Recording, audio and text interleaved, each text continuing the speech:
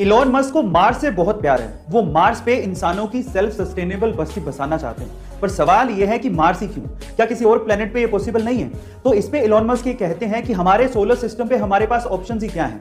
Mercury सन के बहुत पास है, जिस पे बहुत ज्यादा गर्मी पड़ती है जो हम सहन नहीं कर सकते। वीनस जिस पे एसिड की बारिश होती है। जुपिटर एंड सैटर्न जो कि गैसेस प्लेनेट है, अगर खड़े होंगे तो जमीन ही धस जाएगी। हाँ, सैटर्न के मून टाइटन पे पॉसिबिलिटी है, लेकिन वो हमसे बहुत दूर है।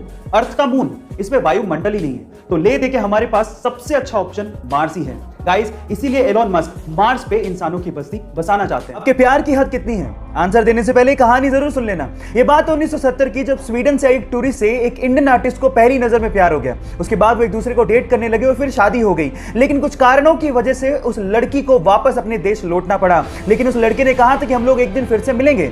इतने पैसे नहीं थे कि वो लड़का फ्लाइट ले सकता, इसलिए साल भर बाद उसने अपना सब कुछ बेच के 60 रुपए में एक साइकिल खरीदी और 500 रुपए लेके दीवाना निकल पड़ा दिल्ली से अपने प्यार से मिलने। और 4 महीने की मशक्कत के बाद, कोई टेक्नोलॉजी ना होने के बावजूद भी वो स्वीडन पहुंच गया। इतना शिद्दत वाला प्यार देखकर लड़की के माँ बाप ने लड़के और लड़की की फिर से स्वीडन में शादी करवा दी। ये बात है 1998 की, जब पंकज त्रिपाठी थिएटर के साथ साथ एक होटल में काम भी किया करते थे ताकि उनका खर्चा निकल सके।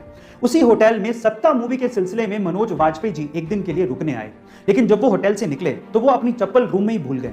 वो चप्पल पंकज त्रिपाठी जी ने अपने पास ही रख ली। जब कुछ सालों बाद पंकज त्रिपाठी जी भी सफल हो गए और जब वो मनोज वाजपेयी जी से मिले तो उन्होंने इस इंसिडेंट के बारे में मनोज वाजपेयी जी को बताया और कहा कि उनकी चप्पल उन्होंने रख ली थी। तब मनोज जी ने कहा कि तुमने क्यों रख ली थी? तो पंकज जी ने जो जवाब दिया वो आप लोगों को सुनना चाहिए। पंकज जी ने कहा कि वो मेरे लिए राम की पादुकाएं थी। इतना ज्यादा रिस्पेक्ट वो मनोज वाजपेयी जी को करते हैं। गाइस, आज तक हमने जासूस और जासूसी की कहानियां तो बहुत सुनी है। देखिए, फिल्मों की बात अलग है, लेकिन अगर मैं आपसे सवाल पूछूं कि क्या आपने रियल लाइफ में कोई फीमेल डिटेक्टिव का नाम सुना है या फिर उसे देखा है?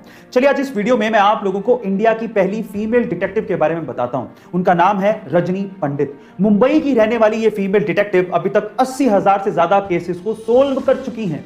उन्हें बचपन से ही स्पाई नोवेल पढ़ने का बड़ा शौक था, इसीलिए वो डिटेक्टिव बनना चाहती थी। लेकिन हर बार उन्हें यह कहा जाता था कि यह जॉब महिलाओं के लिए नहीं है। लेकिन उनकी मां का उन्हें बहुत सपोर्ट था, इसी वजह से उन्होंने केसेस लेना शुरू किया, उन्हें सोल्व करना शुरू किया और देखते ही देखते 1991 में उन्होंने अपना डिटेक्टिव ऑफिस मुंबई में खोल लिया। गाइस, उन्हें इंडिया फर्स्ट लेडी डिटेक्टिव का भी खिताब मिल चुका है। आप